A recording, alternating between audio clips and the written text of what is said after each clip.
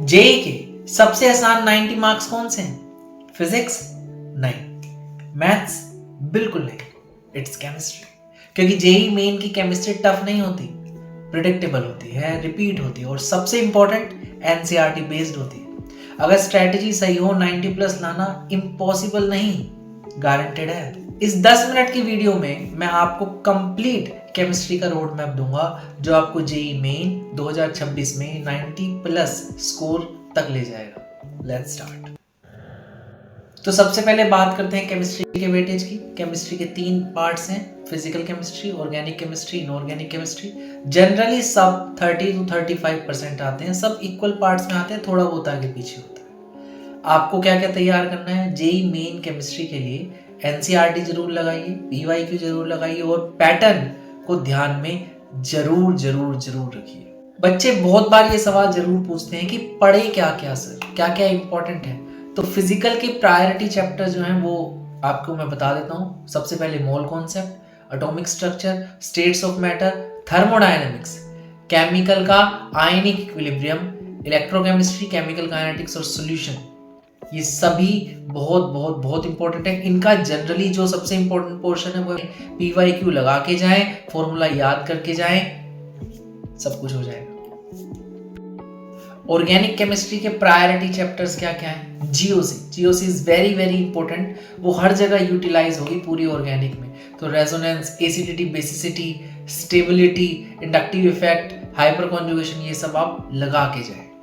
Isomerism में structural isomerism जरूर करके जाएं और स्ट्रक्चरल से स्टीरियो कैसे निकालते हैं, नंबर ऑफ आइसोमर्स वो जरूर करके जाएं। Hydrocarbons, haloalkane, arenes, alcohol, aldehyde, ketone and amines, carbonyl compound, biomolecule, ये आपका सिलेबस है।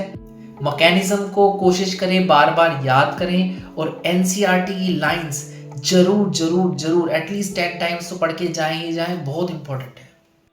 इनऑर्गेनिक केमिस्ट्री के प्रायोरिटीज टॉपिक कौन कौन से हैं? Periodic table, chemical bonding, coordination compound, P block, D block and D and F block basically, and coordination compound. ये आपके इंपॉर्टेंट टॉपिक्स हैं।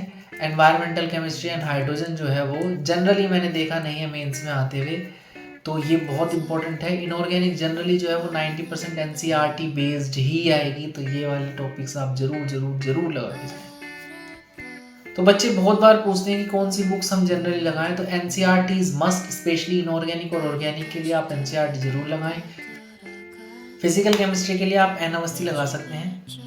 आरसी मुखर्जी ऑप्शनल है, अगर किसी ने एन अवस्थी लगा ली और उस पर टाइम है तो वो आरसी मुखर्जी लगा ले। ऑर्गेनिक केमिस्ट्री में Himanshu Pandey is very very good. NCERT आप जरूर जरूर जरूर करें।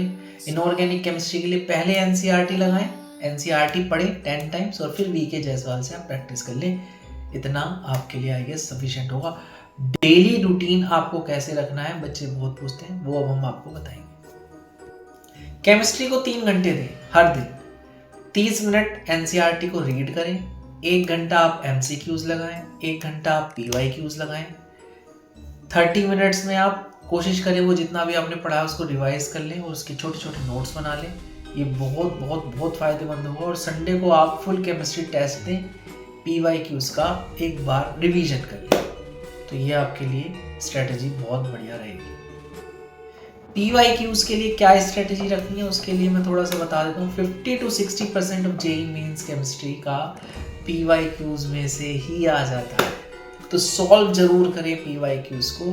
आप 2015 से 2024 तक के सारे अगर सवाल लगा लेंगे तो भी आपका स्कोर बहुत अच्छा आ जाएगा। 3 राउंड्स में आप इसको करें, 3 राउंड्स में इनको करें। पहले सीखने के मद्देनजर से, फिर आप टाइम के साथ लगाएं कि भाई 1 घंटे में मेरे कितने सवाल हो रहे हैं, और फिर लगाएं मिक्स कि जल्दी जल्दी जितना भी हो जाए मोमेंटम हमारा बना रहे। कुछ टॉपिक्स के सवाल जो है वो रिपीटेड आते हैं, जैसे GOC, coordination, electrochemistry, thermodynamics, P block, redox और हाइड्रोकार्बन। ये बहुत ही इंपॉर्टेंट टॉपिक हैं। इनके पीवाईक्यूज अगर आप लगा लेंगे तो रिपीटेड क्वेश्चंस की वजह से भी आपका स्कोर बहुत अच्छा हो जाएगा। नेक्स्ट है कि रिवीजन किस तरीके से करनी है, रिवीजन किस तरीके से बच्चे जिनका सिलेबस हो गया है वो रिवीजन कैसे करें। आप 13715 रूल का अपनाएं, जैसे कि रिवाइज करने के लिए डे 1, डे 3, डे 7 और day 15 is very very important. Weekly task करें, जो भी आपने असाइन कर रखा है उस वीकली टास्क को करें। जैसे कि आप वीकली टास्क में डाल सकते हैं कि आप फॉर्मूलाज रिवाइज कर लें, PYQs एक बार फिर लगा लें, और एक मॉक टेस्ट आप जरूर जरूर जरूर लगाएं हर वीक। बहुत इंपॉर्टेंट है, उसी से आपका कॉन्फिडेंस बिल्डअप होगा। अगर इतना सब भी नहीं हो पा रहा है तो मैं आपको बता देता हूँ कि मोस्ट स्कोरिंग चैप्टर आपके क्या हो सकते हैं। तो जो सबसे इजी हैं और सबसे ज़्यादा वेटेज रखते हैं, तो जैसे पॉलीमर हो गया, बायोमोलिक्यूल्स हो गया, एनवायरमेंटल हो गया, सरफेस केमिस्ट्री हो गया, solid state solutions, redox, chemical bonding, coordination, states of matter, ये सभी जो हैं बहुत बहुत इजी भी हैं और स्कोरिंग भी हैं। तो आप इनको ना छोड़ के जाएं।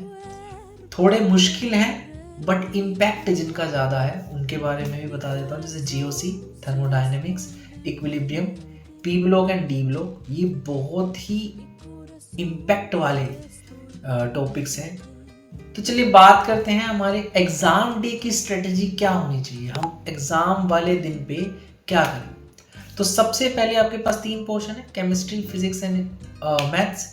तो सबसे पहले आप फास्टेस्ट स्कोरिंग वाले टॉपिक को पकड़ें, केमिस्ट्री को। पहले आप देखें NCERT की थ्योरी पे कौन कौन से सवाल आए हैं, फिर ऑर्गेनिक की तरफ बढ़ें, और फिर इनऑर्गेनिक की जो मेमोरी बेस्ड होता है जनरली उसकी तरफ बढ़ें, तो आपको बहुत अच्छा रहेगा। फिजिकल न्यूमेरिकल सबसे एंड में करेंगे क्योंकि वो टाइम कंज्यूमिंग है, तो आपका टाइम जो है बना रहेगा, मोमेंटम सही रहेगा तो बढ़िया रहेगा। 20 से 23 सवाल आप सही करने की कोशिश करेंगे, बहुत आसानी से हो जाएंगे, ज़्यादा मुश्किल चीज़ है ही नहीं, और आपका स्कोर बहुत अच्छा हो जाएगा। और एक बात मैं आपको बता दूं, केमिस्ट्री स्कोरिंग इसलिए नहीं है क्योंकि आसान है, केमिस्ट्री स्कोरिंग इसलिए है क्योंकि पैटर्न जो है साल दर साल रिपीट होता है। अगर आप NCERT और PYQs को रिवाइज करें, फॉलो करते हैं, तो JEE में 2026 में 90+ मार्क्स लाना ऑलमोस्ट पक्का है। तो आप NCERT को पकड़ के रखें, आपके 90+ मार्क्स हम दिलवाएंगे।